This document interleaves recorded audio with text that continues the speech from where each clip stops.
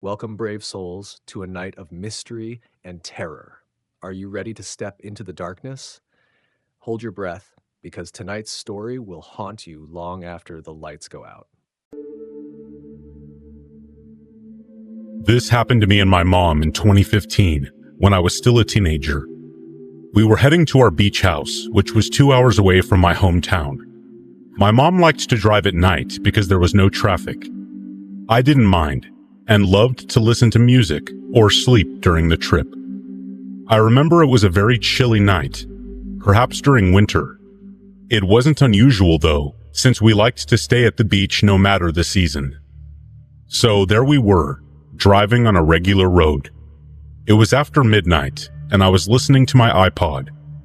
I remember hearing my mom say that the car was almost out of gas, but predicting we could still make the drive anyway.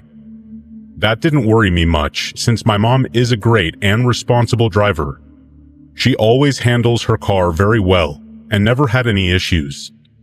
Until this creepy, daunting night. After a while, I opened my eyes and knew exactly where we were. We've been driving along this road for as long as I can remember.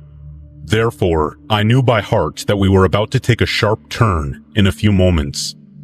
I closed my eyes again and dozed off. Then, I was suddenly shaken awake by my mom.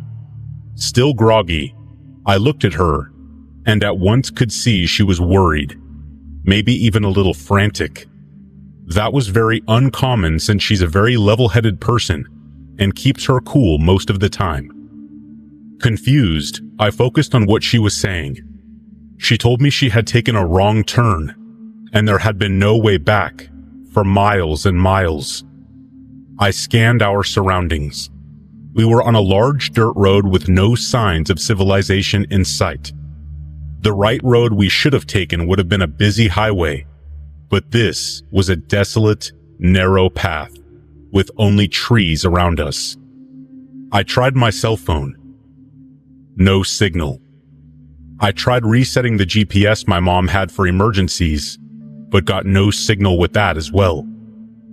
We had absolutely no idea where we were or where the car was headed to. The only familiar path was the road we had missed. We knew nothing more than that, never having been to the surrounding areas. As we drove deeper into the unknown, the road became narrower and more treacherous. The branches of the trees on either side of the road brushed against the car, creating an eerie and unsettling atmosphere. Anyone who has ever driven through woodsy areas at night knows the feeling I'm talking about. I could sense my mom's unease as she tried to navigate the car through the tight space, as well as keep an eye on the low fuel notice on the dashboard. She turned the AC off, and the car got really cold. It seemed like the road had deep ditches on both sides, and our car was going to get stuck at any moment. We tried discussing what to do, but by then, I couldn't keep calm anymore. The isolation and fear of an empty tank were too much for my panicky personality. I felt a lump in my throat and cried silently, while my mom tried to evaluate our meager options. After what felt like hours of driving, we finally reached a kind of clearing up ahead. My mom was relieved, thinking we had got somewhere with more cars, or literally anything else. But as we continued down the road, we realized it was only a dead end. True, it was a bit wider than the rest of the path we were on, but there was still no way to turn the car around without risking getting stuck in the ditches. Panic set in as we realized we were decidedly trapped. We were alone, in the middle of nowhere, with no way to call for help or easily get back on track. I kept trying my cell and the GPS, but to no avail. My mom was also trembling by this point. She's very tough and prepared, but never anticipated getting stuck somewhere like this. In the worst possible moment, we heard a rustling in the bushes. I was so terrified that I couldn't focus on the trees at first, because I thought I would see something horrifying and collapse right there. My mom said something about turning off the car, hoping to remain hidden. But she didn't. We sat in silence for a moment, waiting for any sign of what was out there. It was terrifying. We were an easy target. Two women stranded in a car with low fuel and no weapons of any kind. Those were my thoughts while I finally studied the woods around us, illuminated by the weak headlights. I saw no path, no opening, nothing. No sign or indication that this was someone's property. It had to be the wind, or maybe an animal that was making that unnerving swishing sound. I still remember how the non-stop chills ran down my spine as that feeling of dread consumed me. I was bawling my eyes out by that point, believing we would be attacked, die, or just never be found. Honestly, I really hoped to never feel this vulnerable and frightened again. When we heard another noise coming from the trees, my mom quickly changed her mind and began to back up. Breathing deeply and fueled by a sudden useful fear, my mom finally managed to turn the car around. It was a sheer demonstration of control and driving skills, since that patch of road was so narrow and full of rocks that I could never have pulled it off. She then sped down the road we came. The fuel was almost gone, and the car was freezing from the lack of AC. I was shaking, not only because of the cold, but also the pure terror. We both cried from indescribable relief. We did discuss about how to prevent these things from happening next time, but the truth is, it could happen to anyone. I guess people should be prepared for all of the worst possible outcomes when driving. The beach was near enough now, and we spotted a gas station in the distance, but it was closed. Eventually, though, we did manage to arrive at our house, literally running on fumes. My mom made it to a gas station in the morning and got the news that she almost ruined the car. Thankfully, everything turned out okay. I will never forget the horror movie vibes of that dark, isolated, ominous stretch of road. The way it led to seemingly nowhere was also creepy, and I will never understand why it exists in the first place. Not only that, but the thought of all the unspeakable things that could have happened in the middle of those woods will forever haunt us when driving at night.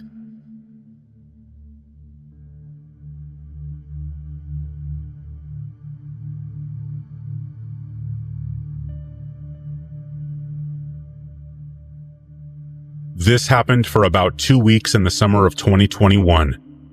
Back in 2021, my sleep schedule was very messed up. I'm talking about staying up till 3 to 5 a.m. almost every night, then waking up at 10 a.m. It was awful. I mention this because I probably would have never even seen this strange woman if it weren't for my awful sleep schedule. It was either Wednesday or Thursday at around 2:30 a.m. I was downstairs on my couch scrolling on my phone when I heard some type of clacking and speaking outside on the sidewalk right outside my house. I turned around and peeked through the blinds to see who would be walking around at 2:30 a.m. But when I peeked through, I saw this very skinny, blonde woman walking down the street whilst talking on the phone, but she was walking like her limbs were spongy. It was by far the most unsettling, unnatural thing I've ever seen. I was freaked out, and the last thing I wanted was for her to look at me or something. I thought, maybe she's just drunk or something and she's headed home. And the next day I told my friends about it, and then forgot about it. Fast forward 4 days later. It was probably around 4 or 5 a.m. I was playing video games in my room. I got really hungry, so I removed my headset and prepared to head downstairs to the kitchen. But as soon as I removed them, I heard an almost cartoonish meowing. We have two very friendly stray cats in my neighborhood, so I assumed it was one of them. I was worried one of them was hurt, since they never meow like this. So I look out my window to see if they're out there, but I almost gasp when I see her. She's inhumanly hunched over and meowing, scratching at the concrete. I can see her backbones poking out of her dress, and her arms seem so long. She must have seen the sudden increase of light coming from my window as she snapped her neck around towards me. Her eyes, she had them open freakishly wide, and her jaw dropped to its fullest extent, almost as if she was trying to scream, but nothing came out.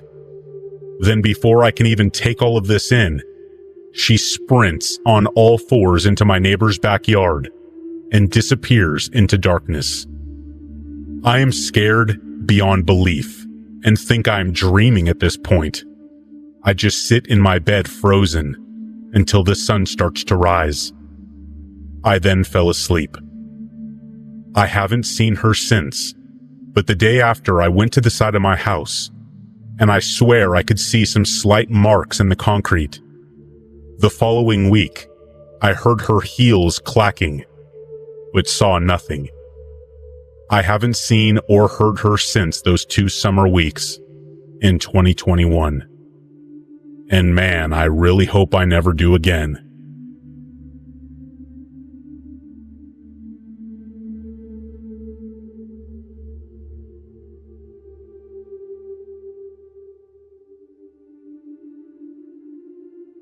My dad has some family in Mexico City, and my cousin who lives there was getting married. I'm not very close to my family in Mexico. I rarely see them, and those cousins are much older than me. My parents said I could stay home alone for 2 weeks. They decided I could stay home so I wouldn't miss school and be bored out of my mind. At 14 years old, this was a big deal for me, and my Aunt Dee Dee and godmother would drop by a couple of times and make sure everything was okay, and jokingly say to make sure I didn't burn the house down. Everything was normal until this 1 week. It had been raining, and it was one of those storms with a torrential downpour, large hail, and very strong winds. To be honest, I really enjoyed storms like this. I was in the basement at the time, since a tornado warning was issued, and Chicago isn't prone to tornadoes. I figured it was better to be on the safe side. Our Ring camera kept chiming, and I assumed it was the wind setting it off, so I didn't bother to go check. All of a sudden, I heard a crashing sound outside, and thinking the patio furniture may have fallen over or something, I went upstairs to check it out. That's when I saw a person standing in the yard, looking directly at our kitchen windows, like they were trying to see if anyone was home, since all the lights were off. Our eyes met, and the smile the person gave me was so evil, and they started pounding on the window like they were trying to break in. I grabbed a knife and hit the alarm to call the police. Within minutes, the police showed up and told the person in the yard to drop the weapon and get on the ground. The cops pulled off the hood of the person, and it was a distant cousin who had a falling out with the family. She kept yelling that we stole her house, that we owed her money, and that she'll be back. And then she looked right at me and said, You'll be sorry. Do not forget this face." I knew she was on something. She has a long history of drug use, and when she's on drugs, it's like she's insane. I told the cops my parents were in Mexico, but they called my aunt and godmother, told them what happened, and they came to stay with me. While my parents were disturbed by what happened, they were proud of how calm I was, and I did stay home alone again from time to time. Turns out, this cousin had arrest warrants in another state, and she was transferred out of state to be charged with arson and armed robbery. It's been years since this happened, and I never saw my cousin again. Last I heard, she was in Texas with her biological mother, and I honestly hope she's doing better and changed her life around.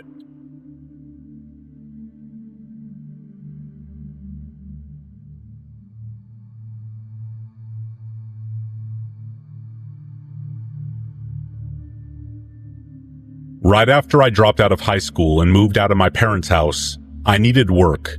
Real bad. I'd have done pretty much anything for rent money about that time in my life. So I'm lucky, or unlucky depending on how you look at it, that the local cemetery needed employees. At first, the old-timers who had been working there for 20 or 30 years just wondered why someone so young would ever want to be a gravedigger.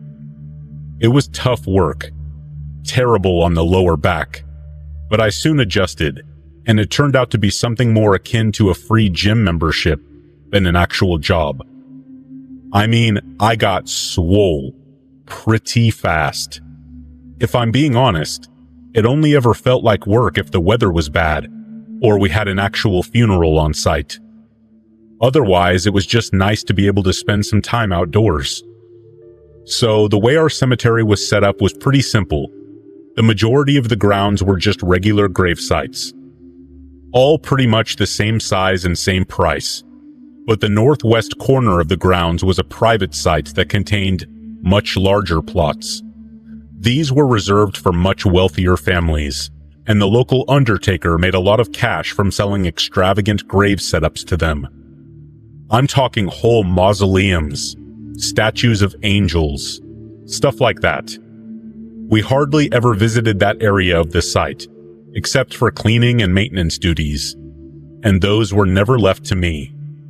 I didn't take it personally, but the older guys just didn't trust me with all the cleaning chemicals and whatnot that kept the marble and brass fixtures looking fresh, which is why it was so weird when I got a phone call one of my days off asking me if I had been up to that area recently. My boss was livid. I could hear it in his voice, and he pulled no punches when he asked me if I had been screwing around in the northwest plots. Of course, I told him no, that the last time I had been up there was to watch one of the old-timers using the marble cleaning chemical as part of my training, and that had been months back. He sighed, seemed confused, and was confounded. So I asked him what exactly the issue was. He replied that it could wait until the next time I was at work. I was worried, sure, but I was pretty sure that I hadn't done anything wrong. Not deliberately anyway, and especially nothing that involved the northwest plots. A couple of days later, when I rolled into work, the atmosphere was tense. I knew something fairly serious had happened. All I knew, I wouldn't have to badger anyone to find out why. The boss man walked me out to the northwest plot, silent the whole way, and I knew better than to open my mouth until I found out exactly what was going on. There was already a worker up in the plot, tending to one of the graves. That's when my boss told me that if I had been hanging around the area, maybe during my lunch break, eating a few snacks among the opulent grave sites, now would be the time to tell him. I swore up and down that I hadn't, that I knew better than to eat stuff near the graves, as I had been well informed it attracts wild animals that can in turn do damage to some of the resting places. That's when he broke it down for me. Something had tried to dig up one of the freshly dug graves out in the northwest plots.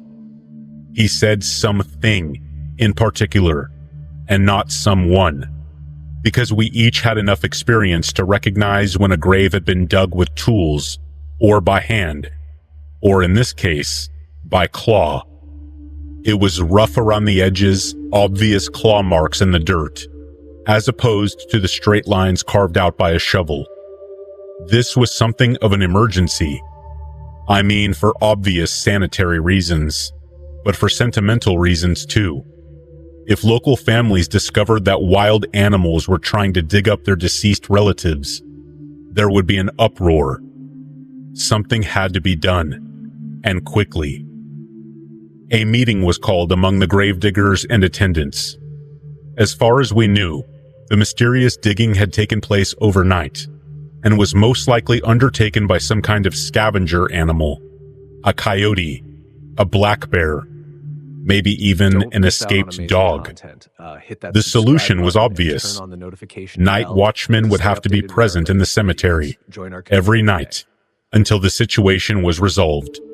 And guess who voluntold to be the night watchman for the first full week? You guessed it. The young guy. The new guy. Me. The only thing that made the proposal even vaguely attractive was the fact that anyone doing the night work would be paid double the regular rate, and I could definitely have done with the extra cash. The first night of being on watch really sucked. All I had for company was a flask of strong coffee and a 22 pellet gun loaned to me by one of the other workers to take down any varmints. It was long, boring, and lonely. But once I adjusted my sleeping pattern, it got a little easier. Then, on the second to last night of my watchman duties, I was on a little foot patrol walking up towards the northwest plot with a flashlight in my hand. That's when I saw it. A flurry of frantic limbs digging at the earth. I could have shouted something, maybe even fired the 22 into the air to scare the animal away. But something in me wanted to end this whole thing right then and there. If I killed whatever critter was causing us so much trouble, I might be out the extra pay, but at least I would have my daytime life back. I crept up slowly, turning the flashlight off and sneaking stealthily towards the dark shape, working away at the earth. I have hunted rabbits at night with my uncle before, so I figured I would use the old flashlight technique to cause the animal to freeze for a second, so I could take the killing shot. But when I did, when I aimed that powerful flashlight in the direction of the digging thing, I almost cried out in fear. It wasn't an animal at all. It was a human, crouched on all fours, digging away at the earth with his or her bare hands. I couldn't bring myself to aim the rifle. I was too shocked at what I was looking at, so all I did was start making as much noise as possible, telling them to get out of there, saying that I would call the cops if they didn't comply. They complied all right, but not out of fear. The look in that person's eyes was one of fury, pure anger that they had been interrupted in their obscene little act. I swear, if I hadn't had that rifle with me, I honestly don't know if I would be here today to tell this story. Needless to say, the other workers didn't believe what I saw. Some of them told me they didn't doubt that I had seen something. They just disputed what that thing was. And I get that. I really do. But still, I know what I saw. And it was definitely a person.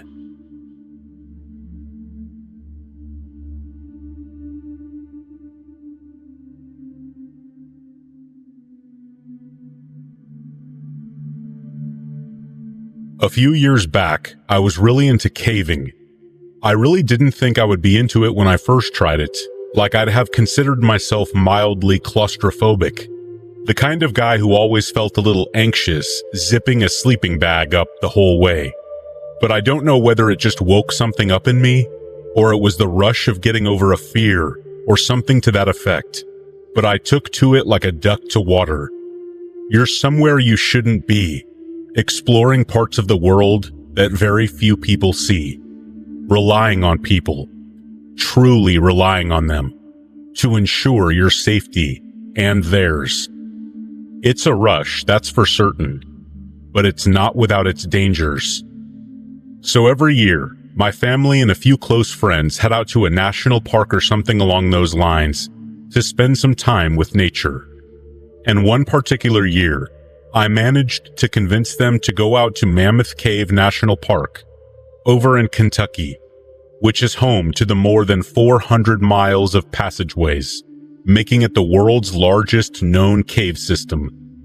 The cave system is located within the Green River Valley, and its winding chambers, pools, and limestone labyrinths are equal parts beautiful and eerie.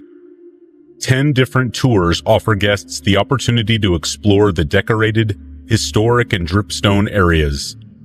The cave complex is especially well known for its natural entrance and Gothic Avenue, a passageway filled with historic stone monuments and signatures from 19th century visitors. So, that was just about enough history and photo ops for my mom and aunts. The river could provide hours of fishing for my dad and uncles, all while myself and my cousin could enjoy the caving there. All went well with the vacation, right up until the second to last day, when my cousin and I decided to get a little too explorative during a visit to the caves. My cousin was fairly new to caving, so for the first few days, we didn't go too deep or too far. The last thing I wanted to do was freak him out before we had even done anything worth writing home about. But as the week drew to a close, there was no way I was going home without finding something a little more extreme to traverse. So as we were heading back to civilization after an afternoon's caving, we found a slit just less than a knee-high in the rock wall of a cavern. You had to get down on your stomach to fit into such a tight squeeze, but if you did, it led to a small crawl space that cut through the entire rock. After a few meters, I noticed that quartz was growing on the passageway's ceiling, and in the light of our headlamps, they glittered in a way that I can't even really describe in words. I mean, it's like something out of a fairy tale, a still from one of those weirder Jim Henson movies. It's just magical. So, we entered one at a time, given that the tunnel was only wide enough for one person. The old claustrophobic me would have thought this place was a living nightmare. For real, I would have had a straight-up panic attack, and probably died of a heart attack before deprivation ever set in. Every single time you took a breath in some places, you would feel the ceiling of the tunnel on your back. It was that narrow. But the new me just found it thrilling. Once you get it into your head that these things can't just up and collapse on you, you get this feeling of calm, and then one of exhilaration when you realized you were conquering your fears and going places other men dared to tread. The deeper inside the tunnel we went, the more incredible the scenery became. It was like a whole other tiny world tucked away with the solid rock. But eventually, like most small subterranean tunnels, it just kind of petered out. At one turn, there was a dead end. The other was host to all kinds of stalactites and stalagmites. Those are like rock spike things you usually see on the roofs of caves, only you get them on the bottom too, in most places. I'm checking out the stalls to see if there's a possibility of us twisting through them to get to the deeper sections of the tunnel, when I hear my cousin whisper something behind me. Something that honestly made my blood run cold. He said he could feel water on his back. Something was dripping on him. As it turns out, while everyone was having a good old time outside, checking out the statues and whatnot, it had started to rain. Only they neglected to tell us that. So thanks, guys. It's also worth noting that the tunnel we were in had sank down into the rock for a little while before sort of flattening out at the bottom. And to save you all a little geology lecture, I'll get to the point. The tunnel we were in was filling up with water. Granted, it was filling up slowly, but the position we were in meant that only a few inches of water could effectively drown us. And that's a real bad position to be in if you don't own a pair of gills. Needless to say, we turned around as fast as we could, which took like the longest time when you factor in how narrow the tunnel was. Then began the long, slow crawl back along the flat part of the tunnel. It was absolutely horrific. I tried to keep as calm and collected as I could, but hearing my cousin almost cracking up in front of me is something that still makes me shudder to think about. My biggest fear was that he would just lock up, which scared people are prone to do during particularly grueling caving sessions. For some reason, the brain just decides it doesn't want to take the body any further. And that's that. They can be stuck down in the rock for hours before they're calm enough to keep going. I was terrified he would just lock up, not move, and be the reason we both drowned down there, dying while our family laughed and joked in their marquee tents. But he didn't. That magnificent bastard kept his cool, relatively speaking anyway, and just pushed on. That doesn't mean it didn't get pretty close. It was horrendous feeling the water slowly rising around us, seeing little drops turn into trickles, each new one causing my heart rate to speed up and my adrenaline to surge. By the time the tunnel started to turn upward, back towards the main entrance, the water was almost up to my lips. Moving made these splashing noises, and both of our sets of clothes were completely soaked through. That little incident caused a ton of crap for the remaining 2 days. My aunt and uncle blamed me for almost getting my cousin killed, and they pretty much took it out on my parents for allowing me such a dumb hobby. We didn't go back into those caves at all, and to be honest, it took me a few months before I even thought about caving again. It hasn't put me off entirely, and I think it did me some good to become a little more safety conscious. But you can bet your butt that I check the weather before caving now. Every single time. And if it even looks like it's going to rain, don't do it. It's just not worth losing your life over, no matter how amazing it is.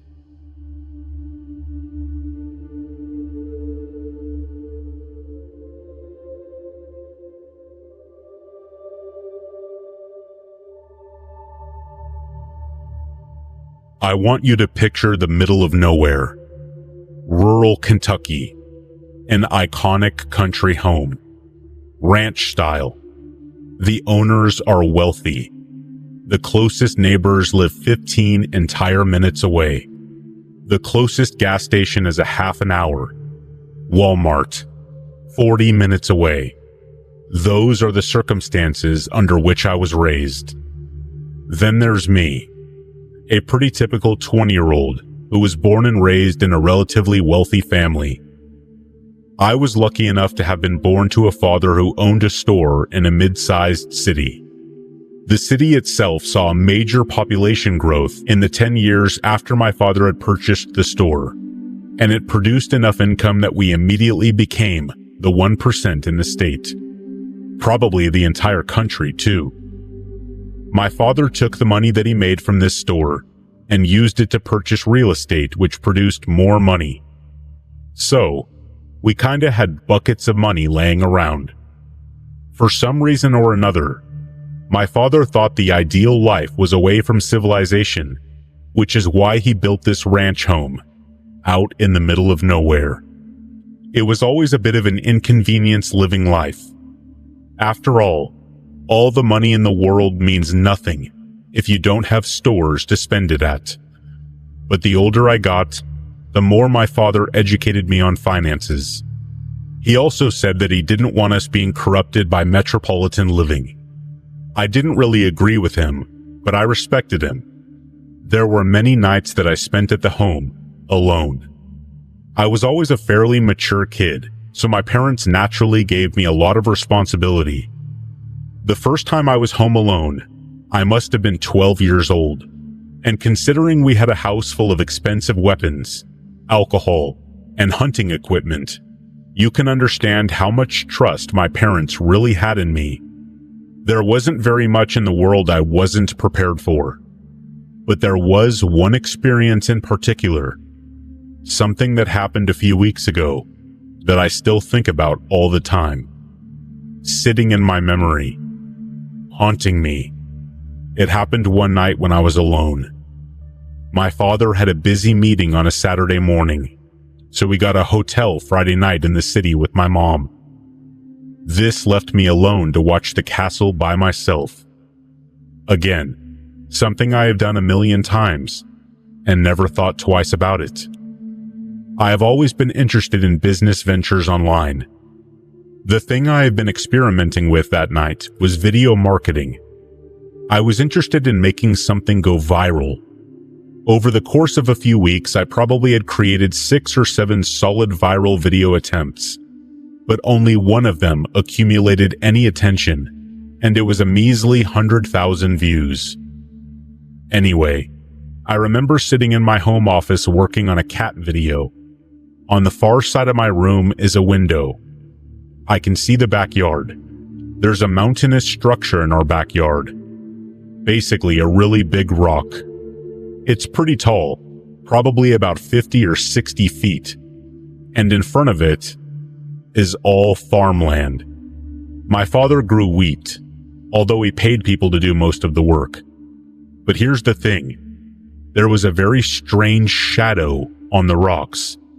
There were some lights from the electrical posts in the field, and it was as if someone was moving around them or something. This was absurd. You guys know how tall those electric posts are. The idea that someone would climb on top of one, or that there was some kind of animal or something on it, really freaks me out.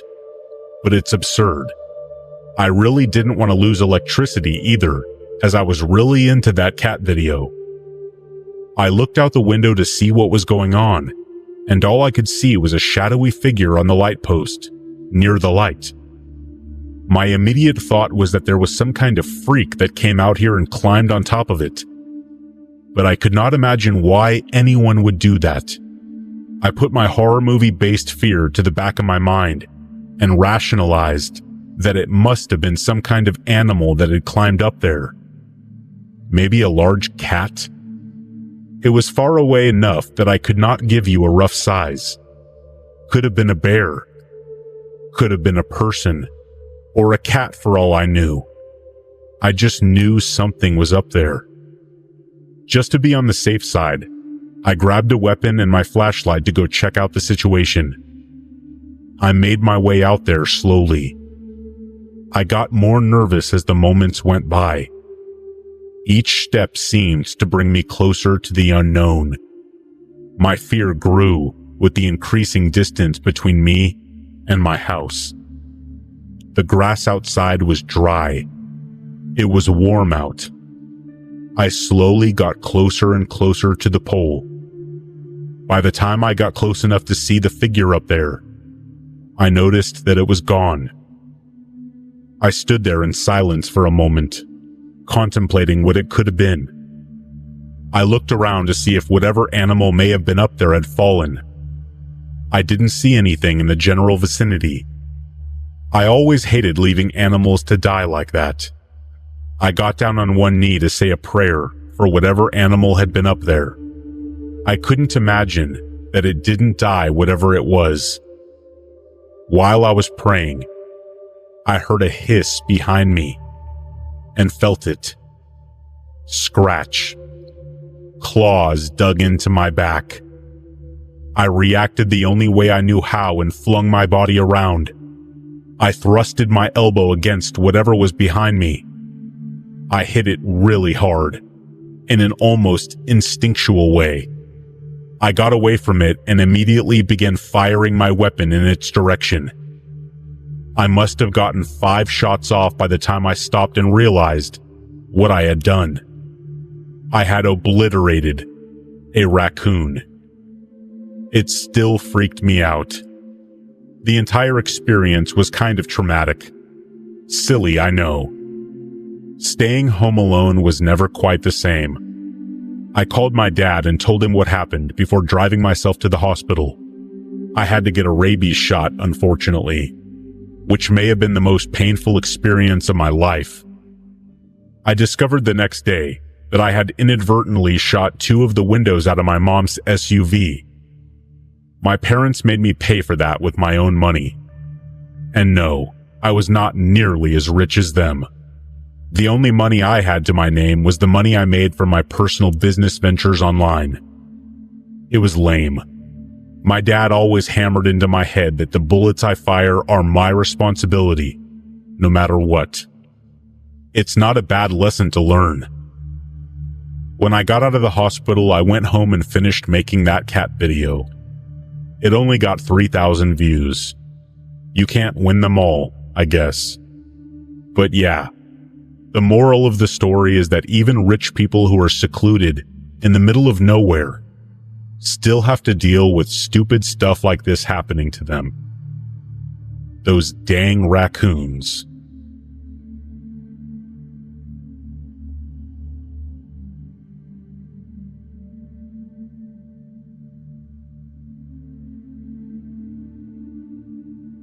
I have been reading a lot of stories recently about how Mother Nature is basically reclaiming the land since this whole lockdown thing went into place. In particular, one story that's come out of the UK which talks about how a giant herd of wild goats has essentially taken over a small Welsh town.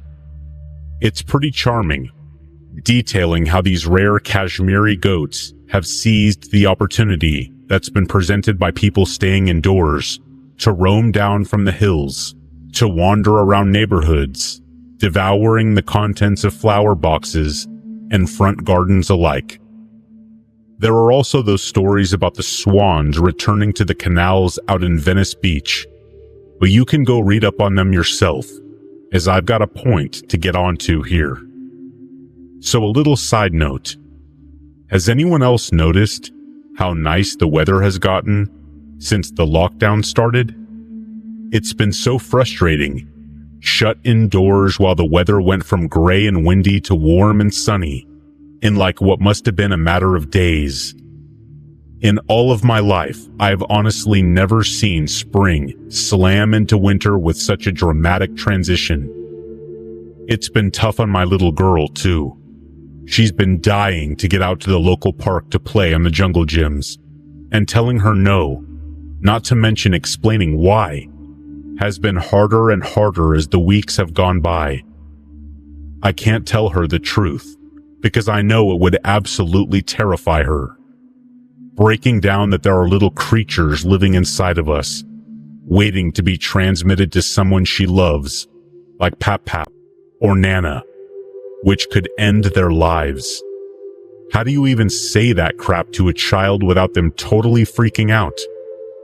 So, our story starts with bird watching.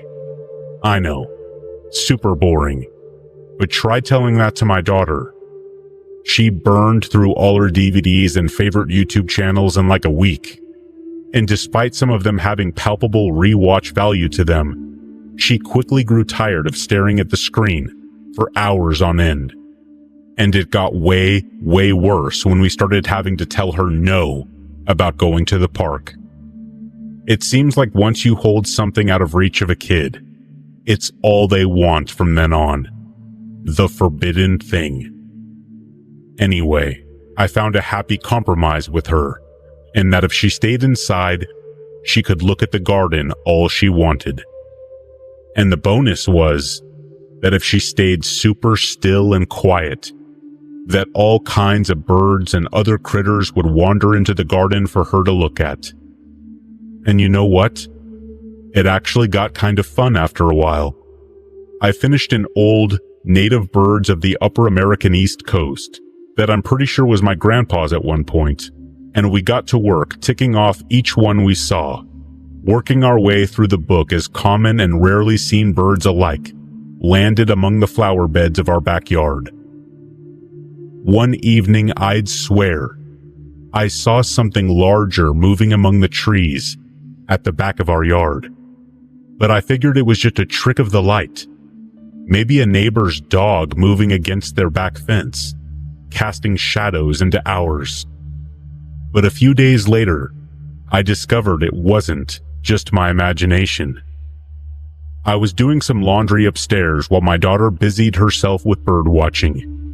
I had ordered a cheap pair of kids' binoculars from Amazon, and those things really had paid for themselves by the evening of the day they arrived. My kid was obsessed with them. She had them practically strapped to her face for the entire day. looking at everything and anything up close and being amazed at the results. So she was only too happy to sit in front of the patio window doors and for hours checking out the wildlife at close range through her new binoculars. And thankfully, because having to keep an eye on her day in day out was meaning housework was mounting up, and at the top of the list was laundry. So I'm working through the piles of dirty clothes, calling down to her every so often to see how she's doing, and everything seems to be going fine. Every so often, I would rush down when she claimed to have spotted a new kind of bird in our garden. Often I would have to point out that it was one we had seen before. But once or twice we actually locked eyes with a lesser spotted woodpecker, a bird we most definitely had not spotted before. Only when I heard her cry out, "Kitty," I figured she must have gotten bored of watching for birds. At first, I was a little worried. The last thing I wanted was for my little girl to witness a full-on bird murder in our own backyard. But I was quietly reassured by the fact that all the neighborhood cats were fat and spoiled. They wouldn't be finessing at backyard birds anytime soon. That was for certain. Suddenly, I heard a kind of thump against the window doors, like my daughter had hit her head against the glass, super hard. I called down to her not to hit the glass as it would scare all the birds away, and they might not want to visit. Her answer made me drop the laundry basket and hurtle downstairs. I didn't. It was the kitty. But that thump was loud, bigger and louder than anything a simple house cat could make. It's so weird to tell about it now, but I distinctly remember just not thinking at all, just sort of flying into action. And what do I see the moment I turn the corner into the TV room? I see my daughter standing at the glass door, staring an actual mountain lion in the face. The huge cat had its paw half-cocked, as if I didn't already have an idea that it was the one making that banging noise against the glass. I ran towards my little girl, with such speed and aggression that the mountain lion jumped back for a second. Danger that she seemed to be completely unaware of previously, caught up with her and hit her like a freight train. She started bawling, screaming, realizing in a white-hot moment that Kitty did not want to play. Kitty wanted to rip and tear. The kitty wasn't a kitty at all. Once it realized I'd taken away its intended prey, the mountain lion took a few more swipes at the glass and only rushed out of the backyard since I started banging pots and pans together real loud, just like my grandpa had showed me years before. I guess this was just a long-winded way of saying to keep a real close eye on the woods and green spaces when this lockdown is over.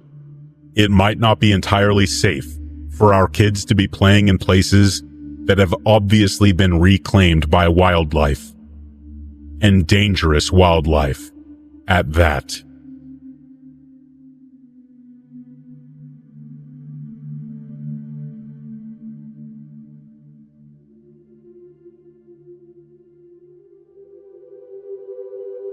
What you are about to hear is a warning. I beg you, I implore you, please do not go hiking in the woods around Pittsfield, Massachusetts. I know those woods like the back of my hand. I was playing with my little brother among those trees when I was still in single-digit ages. So trust me when I say that something has been changing out there, and not for the better. I first noticed something was horribly wrong during a hike a few weeks back. In early spring, birds migrate from the warmer southern climates to their northern territories en masse.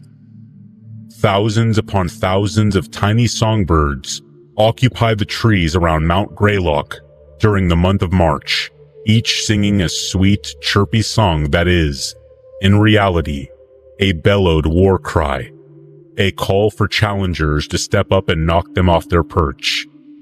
Yet as I trudged through the previous winter's leaf litter, I couldn't hear a single thing.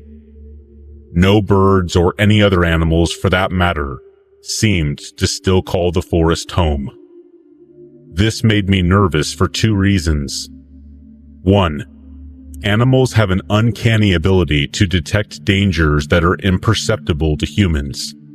Their sense of smell, hearing, and general atmospherics are far superior to our own. If the wildlife had fled the area in such a hurry, or at least refused to return, that could mean something awful was about to happen. And two, areas of woodland turn exceptionally quiet when there is a large predator around.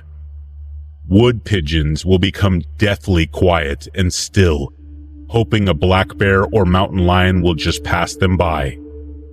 Sometimes they do. Sometimes they don't. But either way, it would be hideously unsafe of me to wander around while one was prowling the area. So naturally, I started making my way back towards my car when something real peculiar happened. I feel I should remind you at this point that I had been playing in the woods around Mount Greylock since I was like 7 or 8 years old. But thanks to our bikes, we had a pretty large area to roam when it came to those long summer breaks. The point being, I know those woods really well. But some way, somehow, I managed to get lost. It first came to my attention that I had managed to get myself turned around when I felt my head begin to throb with a dull ache. I stopped walking for a moment, rubbing my eyes and the bridge of my nose to try and massage away the ache. But when I opened my eyes again and looked around, I felt a faint flash of panic running through me. I did not recognize my surroundings, and I cannot understate how jarring that was for me. To be somewhere I had been visiting all my life, only for it to feel utterly foreign to me. I actually had to take a moment to take out my compass, just to try and get a bearing of where I was headed. But to my surprise, the compass needle kept slowly moving around. Even when I got it to sit still on a supposed bearing, it slowly began creeping around again. Now, this was much less of a problem than it might appear. Sure, it was unnerving, but there are ways around a faulty compass. Like, for one, moss mostly grows on the north side of a tree, the side that gets the most sunlight. So that provided an easy way of determining which way was north. At least, it usually would, because as I inspected various tree trunks, I realized the sun was hanging in the southern portion of the sky. That, or the moss in the area grew mostly on the south section of the tree trunks. I get that it's not entirely out of the question, but that was yet another detail that just seemed to fry my brain. Nothing made sense, and the less it did, the more the feeling of pure panic began to bubble up in my chest. But to panic in that situation, in any kind of situation, is to welcome defeat, degradation, and death. I kept myself calm, told myself there was a rational explanation for everything that was occurring, and walked off in the direction I was almost sure the nearest highway was. It was then I came across something I had never, ever seen in those woods before. Something that seemed so out of place that it was frankly terrifying. In all the years I had spent roaming those woods with my brother as a kid, I had never seen anything like the old, run-down cabin that stood before me. And I mean, it was old. As in, there was no way it could have been built any later than like 1979. So just how me and my brother had missed this place was utterly beyond me. The obvious thing to do was to knock on the cabin door, see if anyone was home. And as much as I might find it humiliating, ask for directions. But as I walked closer and closer towards the rustic front door, I felt the most unusual sensation. I put it down to general tiredness. Maybe my blood sugar was low. I'm not entirely sure. But for whatever reason, each footstep that took me closer to the cabin seemed more and more difficult. By the time I was actually bringing a closed fist up to knock on that old wooden door, it felt like something was physically repelling me from it, whispering directly into my brain, "Leave this place and never return. Don't look back. Never look back." When I finally knocked, the door creaked open slightly, revealing the dilapidation behind it. Whatever bolts or locks that were on the door had long since been worn away, and the inside was just as run down and rotten as the outside was. It was evidently abandoned, but there was a curious order to the furniture that led me to believe that, every so often, the cabin did actually receive some visitors, aside from me. But something in the corner of the cabin drew my attention. I saw what I am about to attempt to describe is, quite frankly, indescribable. I know it was a wooden idol of some kind.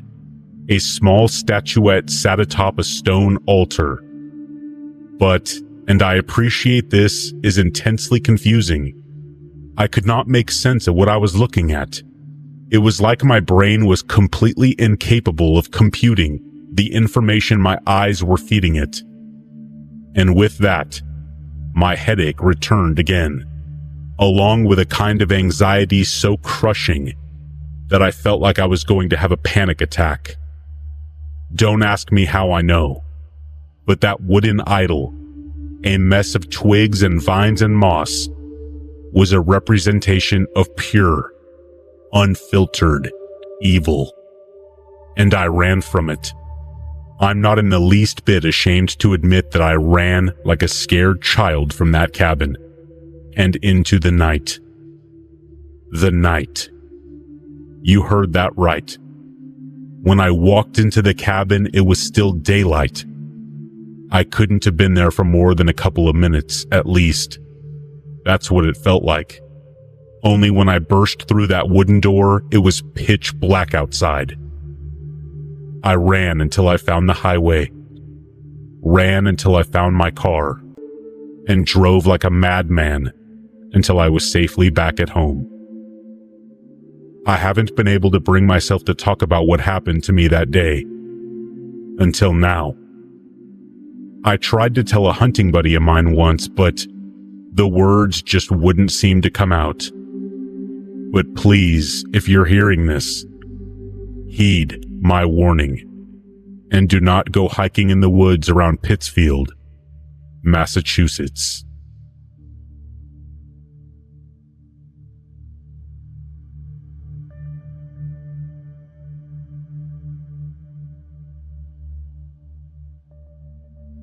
This began a few days before last year's Super Bowl. The cable box in our living room had been cutting in and out for almost a month.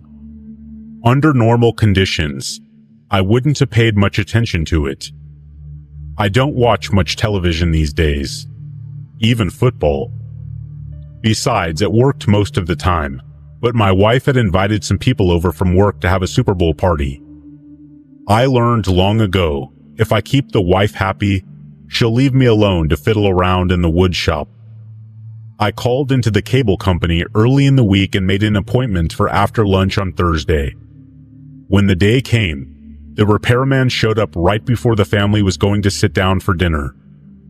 For a moment, I thought I saw smoke coming out of my wife's ears.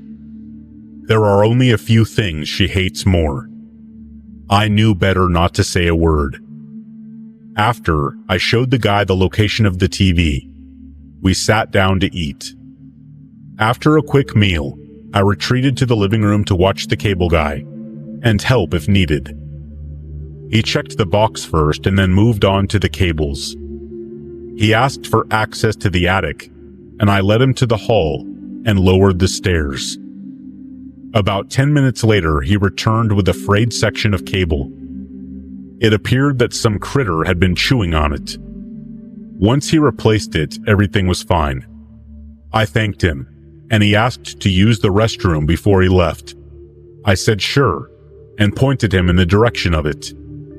My son and I were in front of the TV, fiddling with the channels for a while before I remembered the repair guy was still in the john.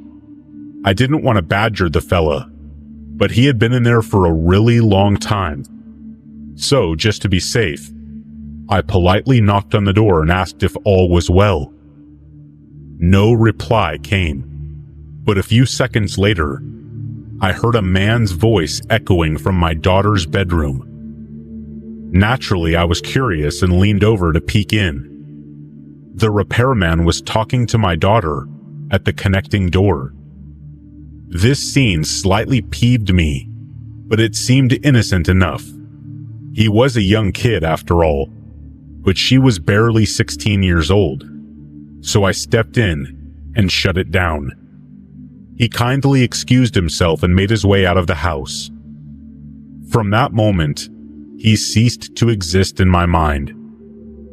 That was until April of the same year. I was on my way home from work when I got a frantic call from my wife. It took a minute to figure out what she was saying, but eventually I realized someone had tried to grab our daughter on her walk home from school. When I made it home a few minutes later, the cops were already on the scene and talking to her.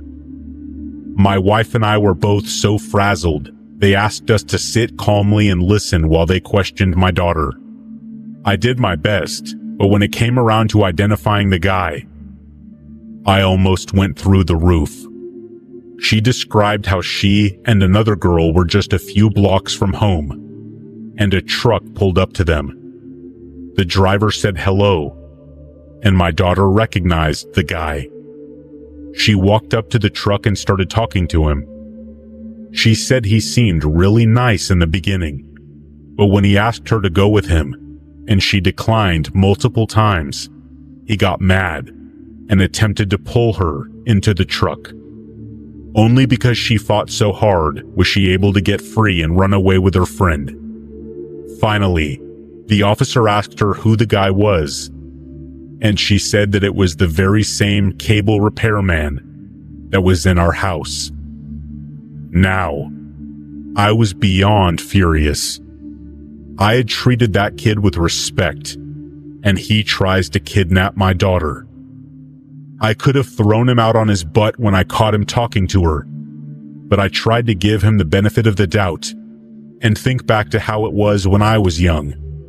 Even after I let him know that she was still too young for him, he tried to force himself on her. The officers did manage to calm me down and left to continue the investigation. The wife and I did our best to shift our anger into helping our daughter deal with the shock and trauma from the incident.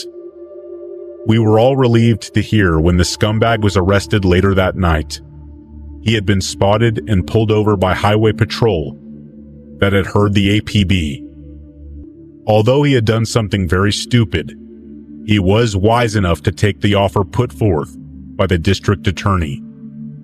Hopefully, when he comes out in 3 years, he will have learned to take no for an answer. Since the legal proceedings wrapped up, the rest of the family have made it our goal to help my daughter move past this.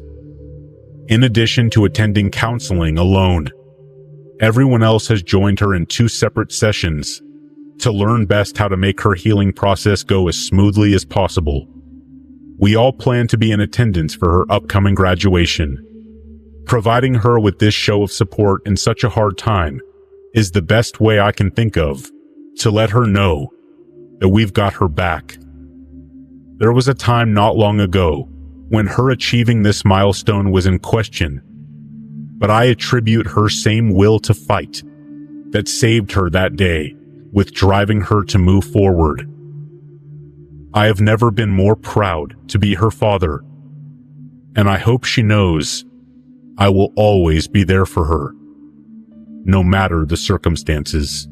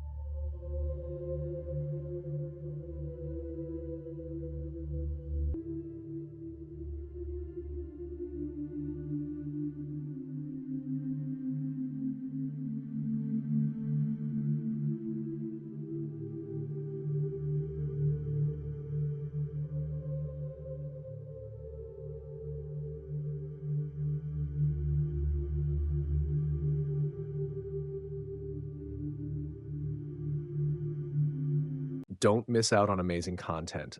Hit that subscribe button and turn on the notification bell to stay updated with our latest videos. Join our community today.